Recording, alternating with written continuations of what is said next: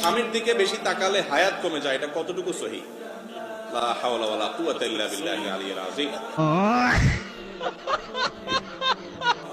স্বামীর দিকে তাকাইলে যদি হায়াত কমে যায়, তাহলে কার দিকে তাকাবে বেচারি? এটা কোনো কথা হলো? হ্যাঁ, উল্টা না হওয়া দরকার ছিল যে স্বামীর দিকে তাকাইলে হায়াত বাড়ে, এটা না হওয়া দরকার ছিল। যদি এই দুইটার কোনোটাই হাদিসে বলা হয় নাই। স্বামীর দিকে মহব্বতে ভালোবাসার দৃষ্টিতে তাকাইলে তো সওয়াব হবে ইনশাআল্লাহ, হায়াত কমবে কেন? একেবারে ভুয়া ভিত্তিহীন কথা। কোত্থেকে এই সমস্ত আজগবি মাসালা আমাদের দেশে গ্রামাঞ্চলে এখনো প্রচলিত আছে, এখনো মানুষ সচেতন হয়নি। স্বামীর দিকে তাকাইলে মহব্বতের সাথে তাকাইলে সওয়াব হবে ইনশাআল্লাহ। আবার স্বামীও তার স্ত্রীর দিকে মহব্বত এবং স্নেহের পরশে তাকালে সেটাও তার জন্য সওয়াব হবে ইনশাআল্লাহ। আল্লাহ বলেছেন ওয়াশিরুহুন্না বিল মারুফ, সুন্দরভাবে জীবন যাপন করতে হবে, তাদের সাথে ভালোবাসা বিনিময় থাকতে হবে।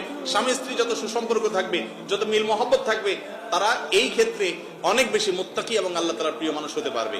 আর স্বামী স্ত্রী সারাদিন ঝগড়া লাগে, কথায় কথা শুধু তালাকের কথা বলে, বই বাপের পায়ে চলে যাওয়া ধমক দেয়, স্বামী তালাকের ধমক দেয়, দুইটাই অমানুষ এবং ছোট লোক। যারা ভুল ত্রুটি হবে, একসাথে থাকতে গেলে স্বামী স্ত্রী অনেক উল্টাপাল্টা হবে, তারপরেও যদি মিলেমিশে থাকে।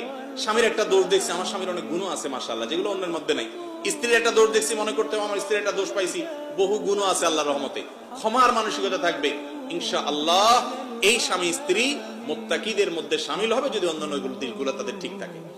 এই জন্য আমাদের স্বামী স্ত্রী এখন দিকে দেখলে আশ্চর্য কথা, স্বামী যদি স্ত্রী যদি স্বামীর দিকে তাকালে হায়াত কমে যাবে, কোন দিকে তাকে থাকবে? এটা কোনো কথা?